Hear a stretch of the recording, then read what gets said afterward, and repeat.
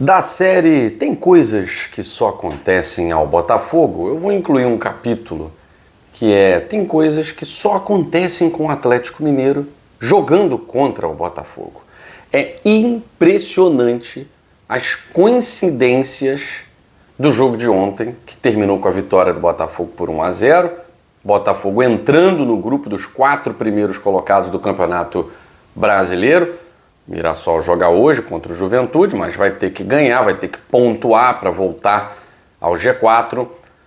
Mas é impressionante, impressionante, uma noite de déjà vu como a gente não tinha visto ainda.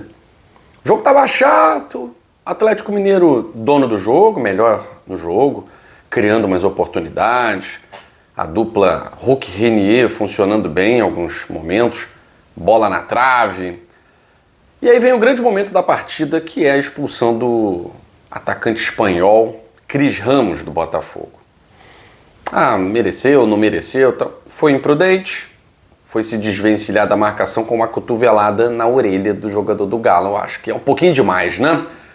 E aí foi expulso. O Botafogo vai ter, aliás, problemas, né, para a semana que vem no jogo contra o Grêmio, tendo em vista que o regulamento não trabalha rodada por rodada, mas jogo após jogo. Então, os jogadores que estão suspensos para essa partida, que ficaram suspensos nesse jogo contra o Galo, não cumprem na rodada seguinte contra o Fluminense. Cumprem no jogo seguinte contra o Grêmio. Enfim, CBF e tá tudo certo. Mas o Atlético Mineiro era dono do jogo e estava muito próximo do gol. Quando acontece a expulsão, é curioso porque alguns canais do Atlético Mineiro que estavam fazendo a transmissão, hoje é Galo, hoje é dia de Galo, Pica do Galo, todo mundo começou a ficar assim, não é possível, isso não está acontecendo. Normalmente o torcedor comemora, mas o torcedor do Galo falou, não, isso aí é um pesadelo. Não é possível que mais uma vez ficaremos com um jogador a mais. E aí tem déjà vu dos dois lados. Tem déjà vu do Botafogo, o Marlon Freitas no intervalo vai falar sobre isso. Vamos evocar a final da Libertadores, ele fala isso no intervalo e no final do jogo vai reforçar isso, né? E déjà vu pro Galo, que além da final da Libertadores, de ter jogado com um a menos e ter perdido o jogo, o Atlético Mineiro conseguiu tomar gol em todos os jogos, nos últimos 3 jogos que o Galo ficou com um jogador a menos, a mais. Santos, Bolívar e Botafogo.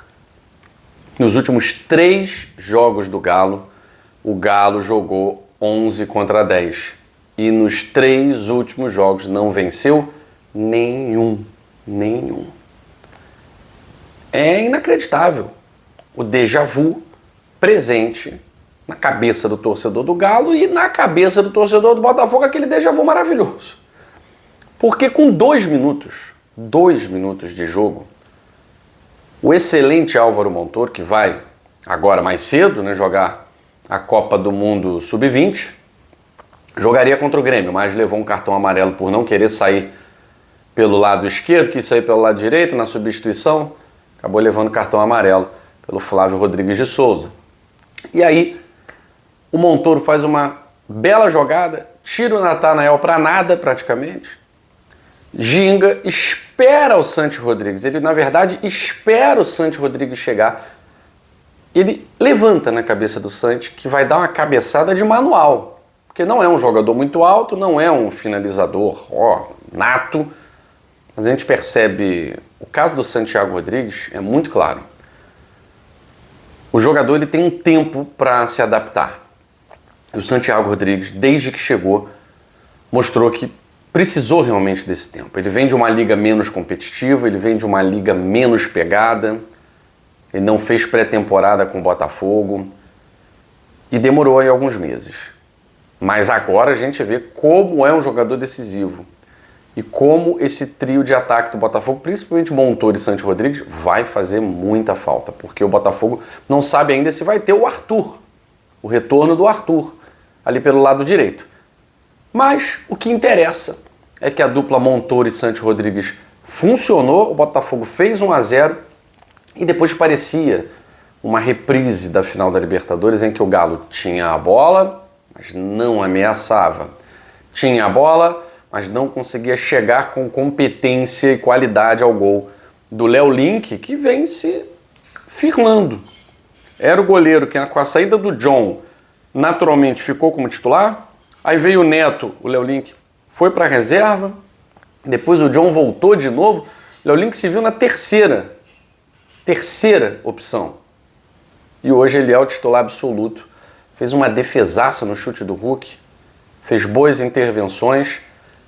E acho que o torcedor do Botafogo pode, com o tempo, confiar no trabalho do Léo Link, que se destacou no Atlético Paranaense, mesmo com o Furacão sendo rebaixado. E o Botafogo dorme na 4ª colocação do Campeonato Brasileiro.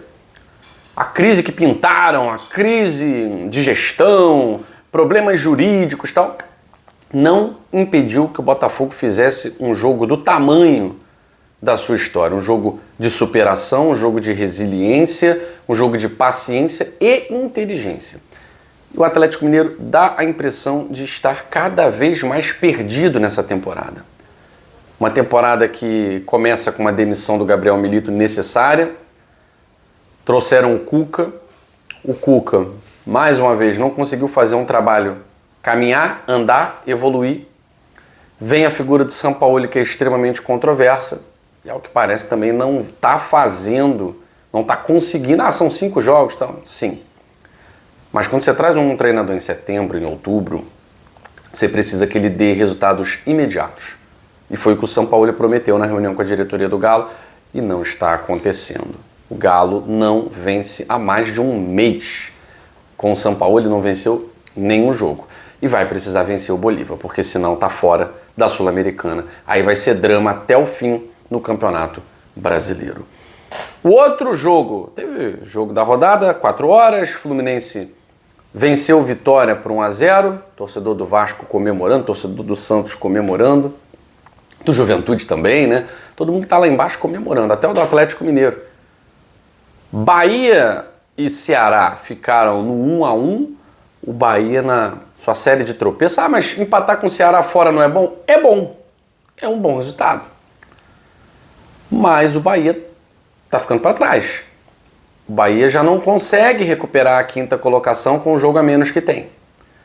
Então o Bahia nesse momento é 6º colocado, viu o Mirassol passar e viu o Botafogo agora também se solidificar ali à frente dele. Então o Bahia ainda tem confronto com o Botafogo. Esse confronto vai ser importantíssimo no Newton Santos para definir posição no Campeonato Brasileiro. Bom, e outro jogo importantíssimo da rodada, Palmeiras goleando o Fortaleza. O Fortaleza que melhorou com a saída do Renato Paiva, né? É muito mais a saída do Renato do que a chegada do Palermo, mas o Martim Palermo parece estar dando um novo ânimo para esse time do Fortaleza, que competiu até onde deu. Empatou o jogo com o Palmeiras, ficou 1-1, Palmeiras fez 2-1 e aí depois, no caso do Fortaleza, a vaca foi pro brejo, né? Desandou. E no caso do Palmeiras, um recital ali de jogadores que podem ser muito importantes para essa temporada de Libertadores e Brasileirão. Andrés Pereira, um recital de Andrés Pereira. Sousa, também mostrando a sua importância.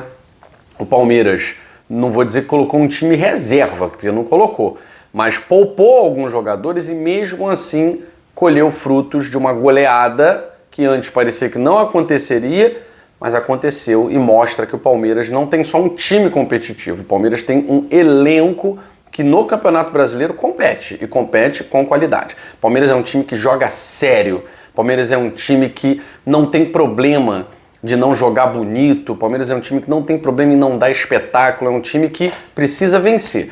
E antes que a gente entre nessa discussão da penalidade, que para uns foi pênalti, toca, bateu, tem a falta dentro da área, para outros é mais uma marcação bizarra.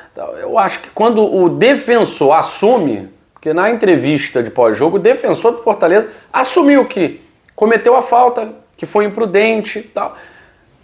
Enfim, eu acho que não dá para esticar essa discussão, porque a gente precisa falar também, por mais que seja o 7º pênalti do Palmeiras no Campeonato Brasileiro, a gente já falou sobre isso aqui no Dois Toques, a Casa do Futebol, que há sim uma predileção para marcar pênaltis a favor do Palmeiras, que não são marcados a favor de outros clubes. Isso aí a gente já mostrou aqui.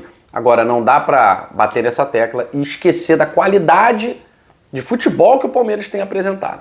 Ganhar do River Plate no Monumental não é para qualquer um. E o Palmeiras goleia o Fortaleza com muita autoridade, pressionando Cruzeiro e Flamengo hoje a vencerem seus jogos. Palmeiras reassume a vice-liderança, lembrando que tem jogos a menos que o Cruzeiro, e hoje vai pegar fogo. E é claro que no Dois Toques você fica sabendo de tudo da rodada. Beijo grande e até a próxima edição aqui no Dois Toques, a Casa do Futebol.